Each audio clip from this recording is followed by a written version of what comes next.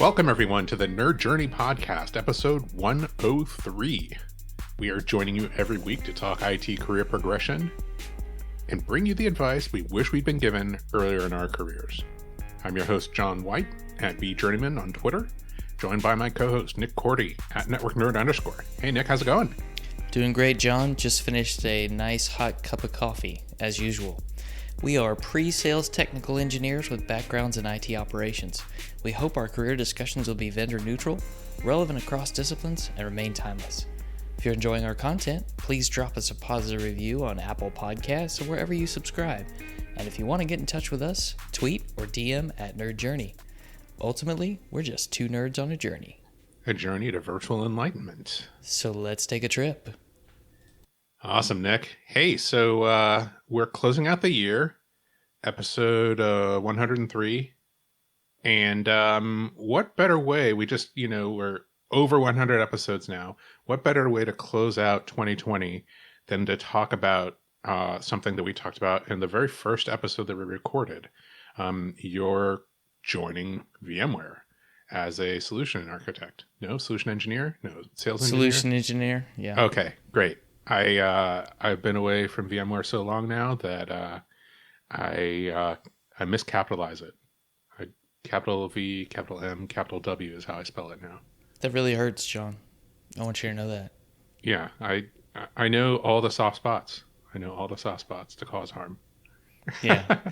Well, it all started when you converted to Gmail. Yeah, I know it's very painful for people to get mail from me now. I use a different single sign-on solution. It's a different everything. We're going to cut all of this. No, this is staying in. Oh, all right. So yeah, let's maybe talk about your journey at VMware now. You just passed the 3-year anniversary, and I know that the last time we talked about my career at VMware, it was the 3-year anniversary. I don't know where the time has gone. But 3 years of VMware, that's amazing. Yeah. When people ask me how I'm doing, I just say that I'm living the dream one day at a time, and I think that still applies quite well here. I started in December 2017, and I started in a segment that was called the commercial segment. So I supported 3 sales reps as the, pre-sales technical counterpart, and each of them had several hundred customers, and the territory spanned North Texas, Oklahoma, and parts of Arkansas. So I was traveling probably once a month or so. We'd make a trek to Oklahoma, visit some customers, might be 3 or 4 days at a time, and then come home. Sometimes we'd fly, sometimes we'd drive, but that was new. As I mentioned in some of the previous episodes, I was not used to making frequent trips out of town for work. I had done a little bit of that to go to new sites that we might have stood up in a different state for acquisitions when I worked for a manufacturing company earlier in my career when I was in operations. But this was, a lot heavier travel. And it's one of those things where when you're in meetings all day, you try to schedule 4 or 5 meetings a day if you can and fill that schedule up. But, life doesn't stop coming at you. You still get emails about other things and have to answer those while you're on the road. So you have to decide what's urgent versus important, what needs immediate attention, and you have to make sure you get some rest and stay hydrated. Yeah, that kind of travel schedule, that can be a big change. Most definitely. I mean, it wasn't as heavy as maybe some of my teammates at the time. Their territories might have been larger or they might have traveled farther. Mm-hmm. And in this case, when I was part of that team in commercial, what was really interesting is there was only one other person on the team who lived within 50 miles of me. The rest of us were scattered across the South Central U.S. So I didn't really get to meet any of those folks in person until many months later.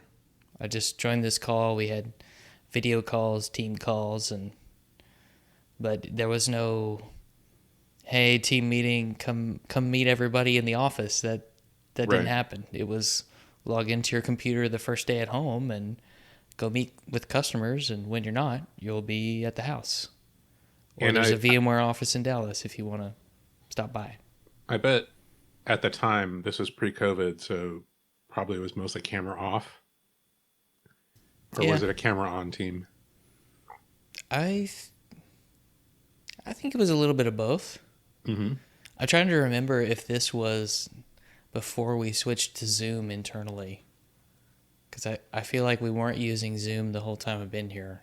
It was something else. Maybe it was WebEx. I don't know. Yeah, I think when you joined, it was the corporate standard was WebEx. Or Skype. Who knows? But it's interesting because everybody was very welcoming, very friendly. I felt comfortable calling them for help, asking questions from the more experienced members of the team. How do you go about this? How do I deal with this challenge?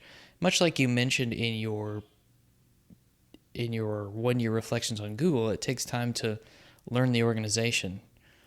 Oh, I need help with this problem that someone's having with licensing. I need help with this problem that someone's having getting support. And several others, right?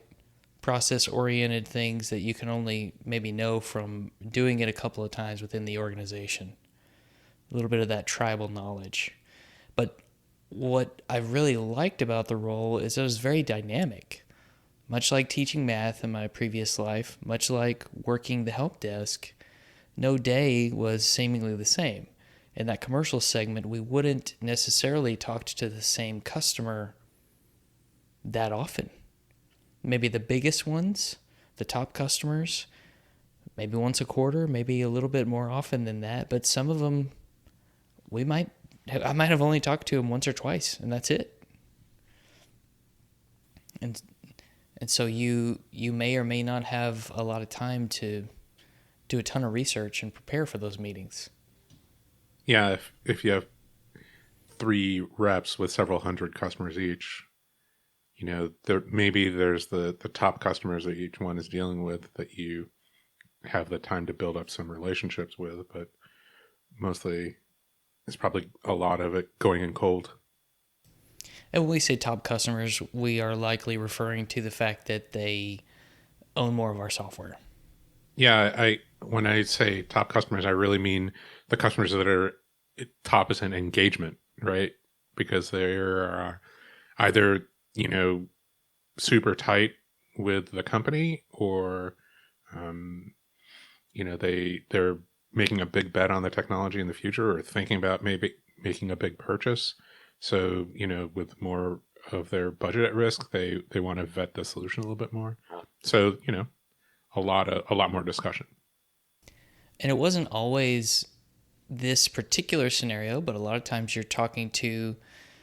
I was talking to people who did the same kind of job I did before, the systems administration role, maybe jack of all trades.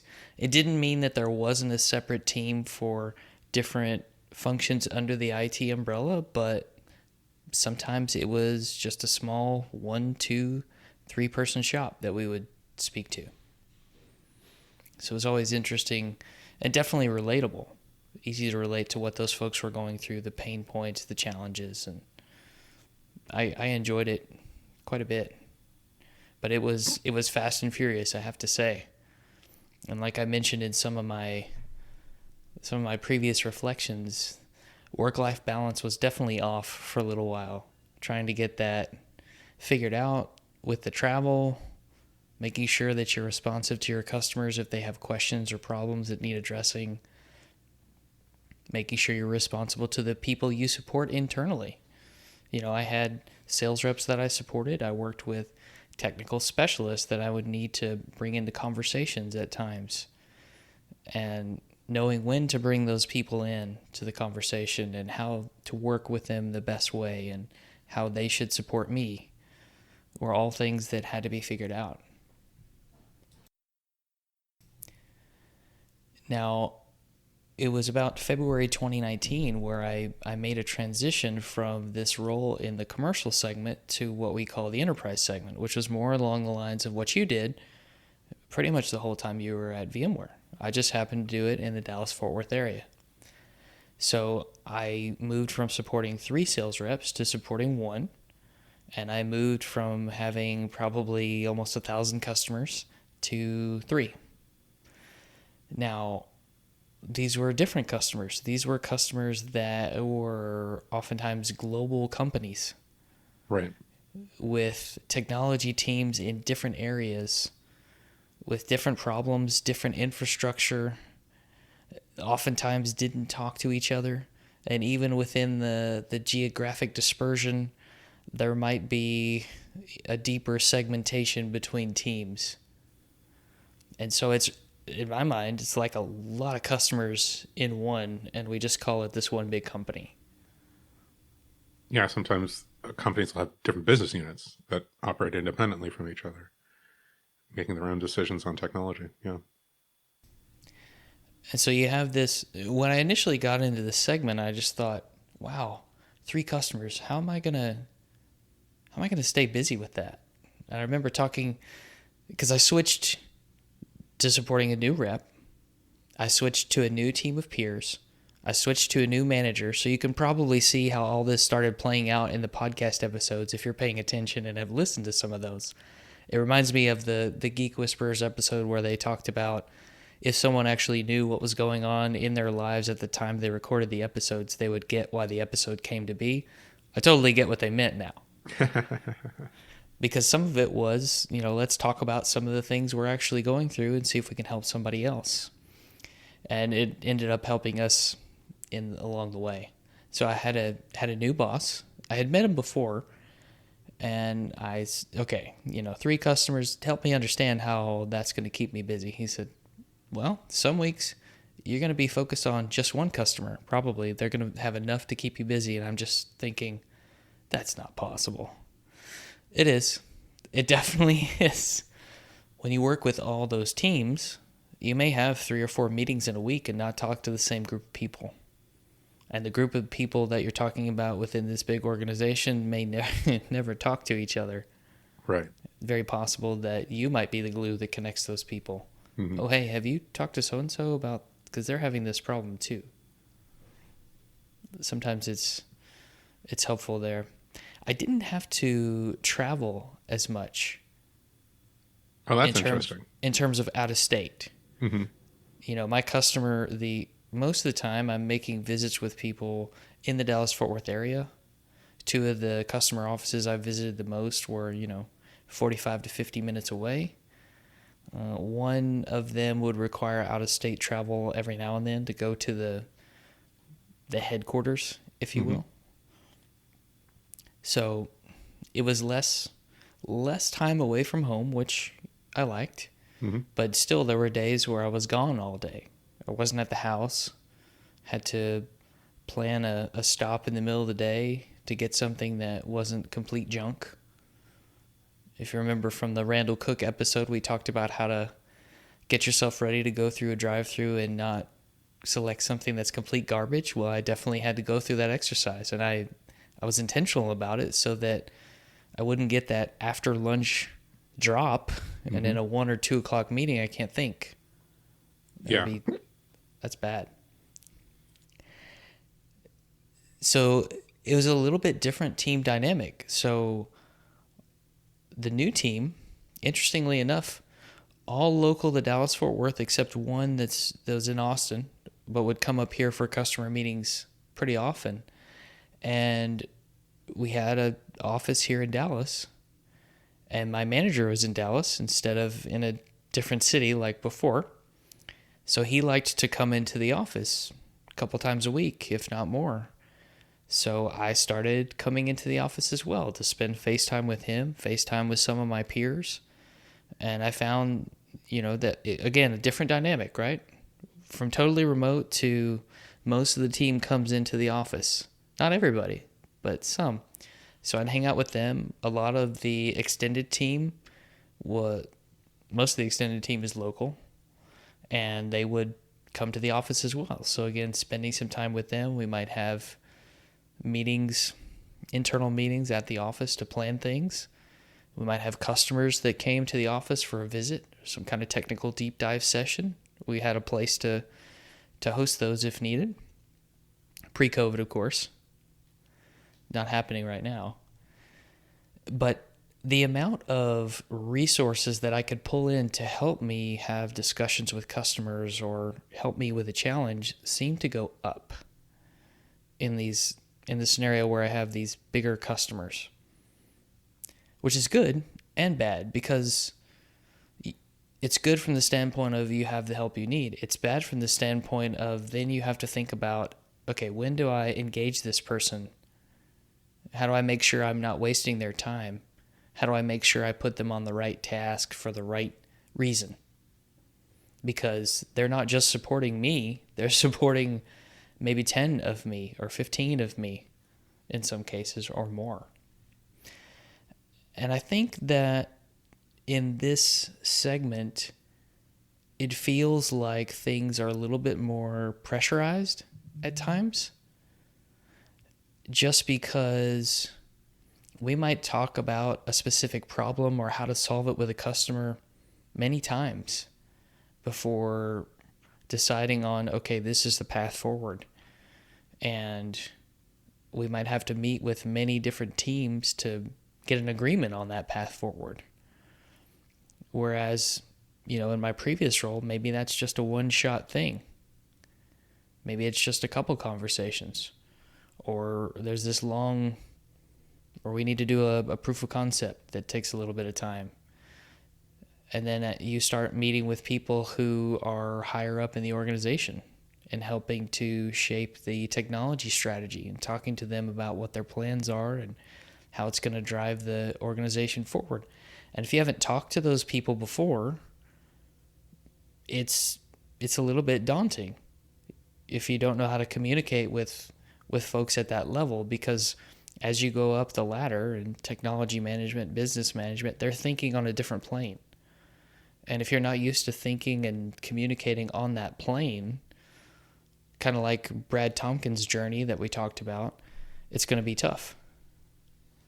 And you may not have that practice. What are some of those roles and modes of thought that you came across in those larger organizations? Like I what immediately pops into my mind is like change management, right? But that tends to happen just for configuration changes. But there's like equivalent like types of organizations just for like technology acquisition, maybe. There were enterprise architecture teams that are looking at new technologies, reviewing how that would look in their environment based on the complexity, working to build an architecture of exactly how it would fit into their systems, how it would integrate, and then they would have to take that oftentimes to a change review board or technology review board to get that approved. And that kind of red tape was not something that I had experienced in the previous role. Maybe you're talking to somebody who is a VP of SaaS services for a software company that's trying to take their products from a lot on-premise to also having a SaaS offering. Not that different than a lot of technologies companies are doing today. Right. Yeah, that makes sense. So they're evaluating their future at the same time. Yes, sir. Yes, sir. So when you're talking to people like that for the first time, you want to make sure you're prepared. You want to make sure you can talk to them in the right way and make sure that you're bringing things that they care about and understanding their unique challenges, which may be different than those you've been exposed to before. I'll just say that. So not 100% relatable experiences. Correct. Absolutely. Something else I thought of was the company has continued to grow. More and more employees. The portfolio is getting bigger from organic growth as well as acquisitions. So You're talking about VMware now? VMware, excuse me. Mm-hmm.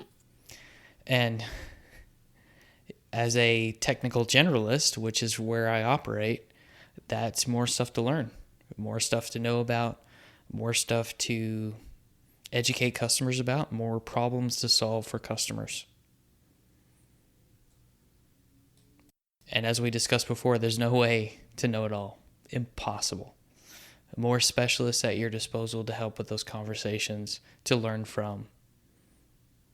I know in some of the previous episodes we talked about my extracurricular activities.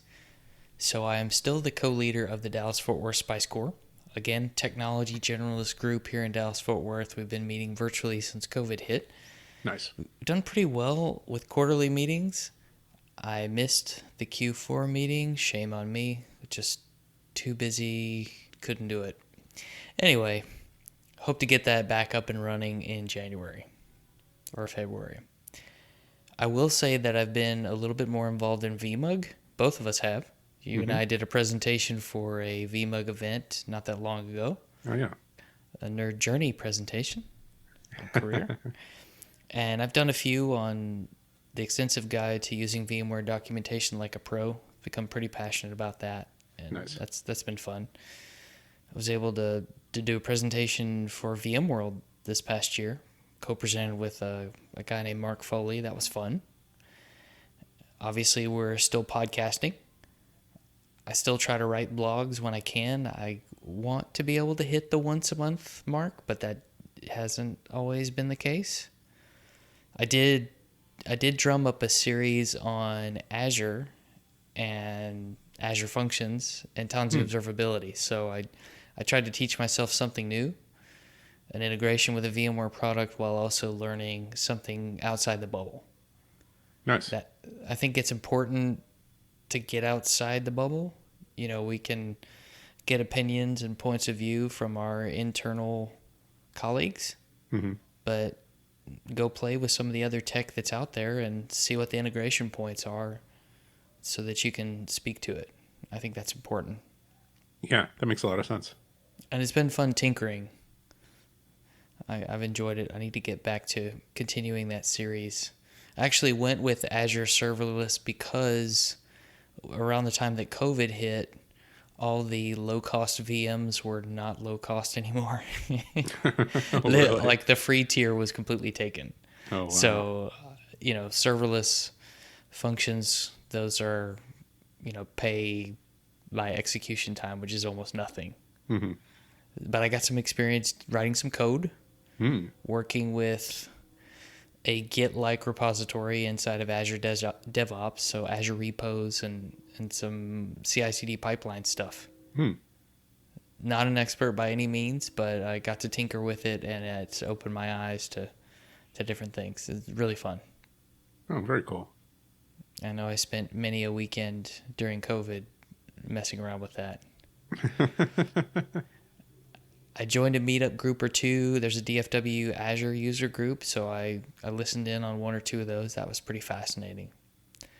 And something recent here, John, I was accepted into the CTO Ambassador program at VMware, which is pretty intimidating and pretty exciting at the same time.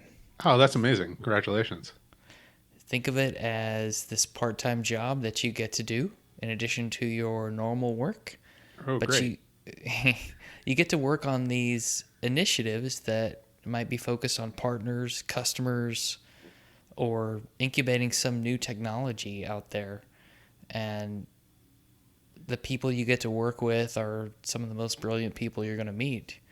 And you get to learn from people closer to the products in research and development, close to the top of the company who are setting our vision and looking at new technologies and where we should focus our efforts. It's going to be exciting. We'll have to see how that goes and Yeah, the that's kinds super of exciting. things that I get to be involved in. Yeah, I'd love to hear about that more in the future when you have a better handle on it. Yeah, right now it's just, hey, you got accepted, and it's one of those things where you really want to do it, and there's an application program that you have to go through, and then you get accepted, and you go, whoa, I guess I'm doing this now. Yeah. Got to figure out how to manage my time to make sure that I can do a good job and be a contributor. Yeah, no kidding. Another aspect of working at VMware is networking with people. Mhm. making sure you don't have packet loss in your relationship, you know?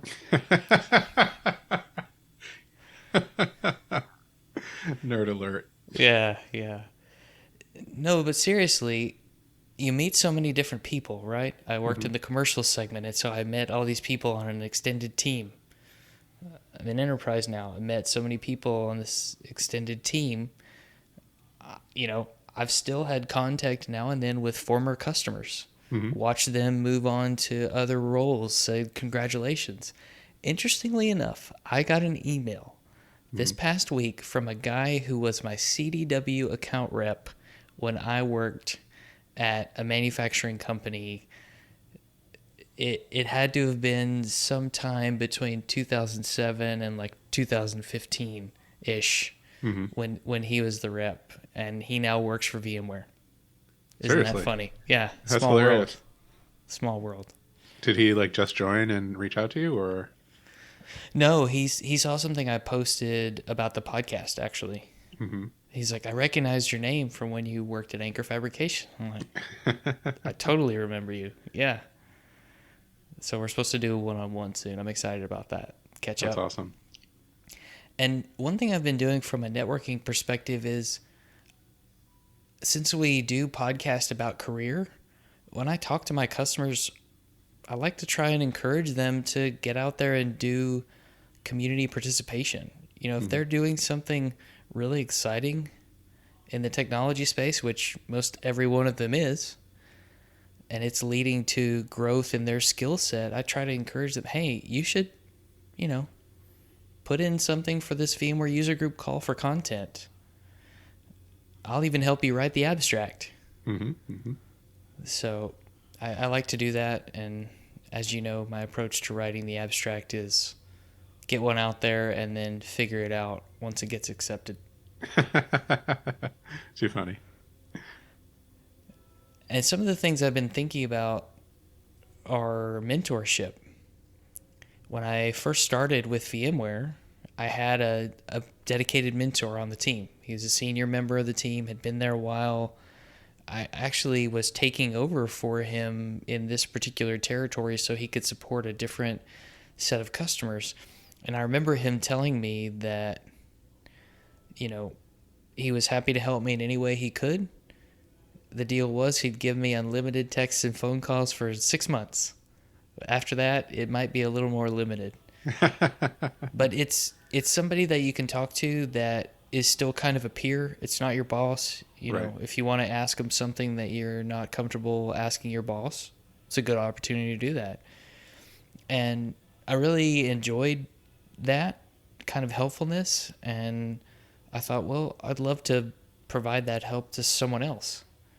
You know, in a lot of ways, John, you've been a mentor to me as well. And so we have a program inside VMware called the Academy program. Hmm. And a lot of times, folks who are fresh out of college, maybe they've studied technology, something in the science, STEM area, and they learn how to become solution engineers. And so oftentimes they need to get paired up with someone who is a more experienced or seasoned solution engineer to help understand how to navigate the company and some best practices for getting into the role. So I've been doing a little bit of that, and I find that it's a lot of fun. Oh yeah, there's that. That's amazing.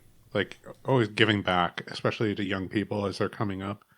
You know that there's a whole lot that can go right with that. It's just amazing. Well, and I tell them I don't know everything. I'm not going to be able to answer every question. And it's funny because I fired off an email to a group of folks that I talked to a year or two ago, Hmm. and I had asked them before the session we did a couple of questions. What is it you want to know? And so what I did was is I anonymized the questions that they sent me, and I sent them back to the group the other day, and I said, look, this is the list of questions I received from you as a group a couple years ago. Hmm. I want you to pick out which one you think was you, and now I want you to answer it Ah, so that I can give that advice to somebody who's in the academy program now. right, right. So it was pretty fun to see the responses, and I don't think anybody guessed wrong. They knew which one was theirs That's after so that much interesting. time had passed. It was fun. Yeah, that is fun. That's really cool. I have a couple questions actually that I'd like to Yeah. get into. My first question is, it's 3 years in, right? So what's Hmm. made you stay for 3 years? What's made me stay? Well, I think you're gonna have to wait till next time to find out, John. Oh, really? Yeah. I Oh, mean, we okay. don't do anything in one episode, do we? We That's a don't good do point. the whole story. That's a good point. Maybe this is a good time to break. Because I have a feeling you're gonna have many questions with which to grill me, and I want to make sure and give you that opportunity. So let's save it for next time. How does that sound? All right. All right. Let's come back. We'll do another episode with my questions for you. Cool. Just a reminder, we want people to subscribe and give us a positive review on Apple Podcasts or wherever you're listening. We want to know if we're being helpful and are always looking for interesting questions to ponder. We're collectively on Twitter at Nerd Journey. All right. Farewell, listeners, and tune in next time as the journey continues. I'm John White at B Journeyman, for Nick Cordy at Network Nerd _, signing off. Adios.